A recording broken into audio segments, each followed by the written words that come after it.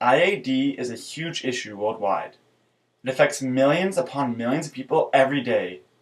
It is an addiction that goes largely undiagnosed. It is Internet Addiction Disorder, otherwise known as compulsive Internet use. Did you know that 1 out of every 8 Americans uses the Internet in a way that interferes with their daily lives and relationships? That's over 30 million people. In fact, a CBS News report shows that a study conducted revealed that the brain activity of an internet addict had very similar behavior to that of a cocaine addict. Yet people aren't even aware this is a problem. They push it off to the side and throw it into the category of leisure time. However, it is a problem, and I'm going to explain why. One example from my own life is when I would go to the library to work on this project, I would spend at least 30 minutes browsing through Reddit, an online forum, before I even start to think about doing work. Not only that, I physically had to go to the library in order to get work done because at home I could not pull myself away from the computer. This is one of the scariest things about compulsive internet use. People aren't aware how big of an issue it is. I found a quiz online created by Dr. Kimberly Young that gives you a quick diagnosis. Intrigued, I took it myself and found that I am just on the border between mostly controlled usage and where I'm going to start to experience some negative effects. I asked some of my friends to also take the quiz and found that they too struggled from internet addiction. 2 of them even fell into the last category where they're going to experience severe negative effects from the amount of time they spend online. Only 1 person was safely in the controlled use zone. There's many different streams of internet addiction. It can range from online gambling, gaming, shopping, pornography, blogging, email, to social networking. The internet is so vast. It has a hook for people of all different interests and lifestyles. If you're still wondering if internet addiction is a problem, listen to some of these examples of gaming addicts.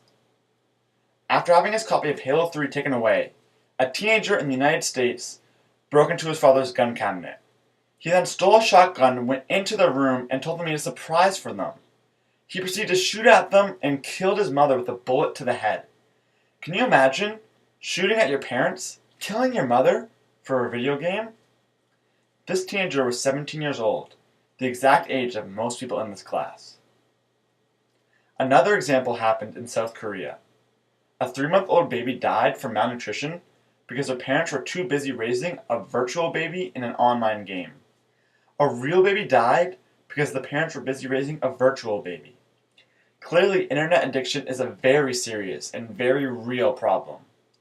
And now I'm going to take a look at the effects, corrections, and causes of IAD.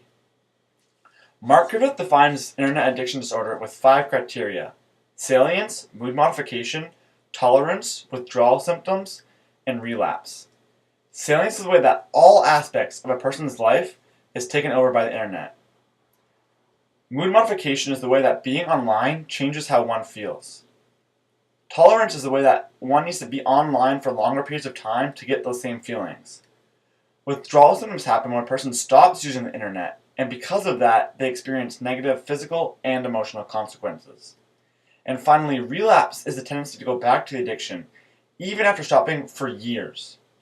Clearly, these criteria sound very similar to other addictions, especially drug addiction. Internet addiction disorder can have a severe impact on a person's social and physical well-being. It can cause terrible things such as job loss, poor grades, divorce, and detachment from social interaction.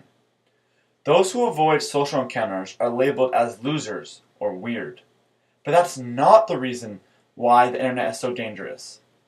The brain does not release chemicals for satisfaction and relaxation the same way in virtual environments. It is scientifically proven humans have a need to be in a community. They want to connect each other and share a common drive. If a person has little interactions or no interactions at all, it can severely damage a person's mental health. It is not a hopeless case for internet addicts, though.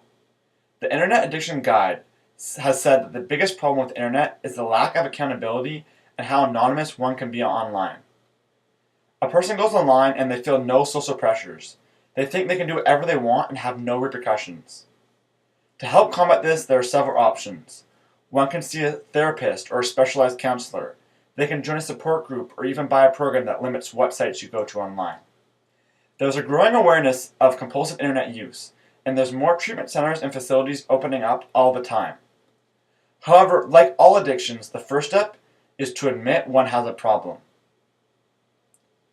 Even if you're not yet a full-on addict, make sure to check your own internet habits and see how much time one is spending online. I know when I was a kid, I would have an hour a day limit, but now I could spend all day online if I wanted to. I have friends who are consumed by the internet. It causes poor grades, lack of sleep, and disrupts their entire life.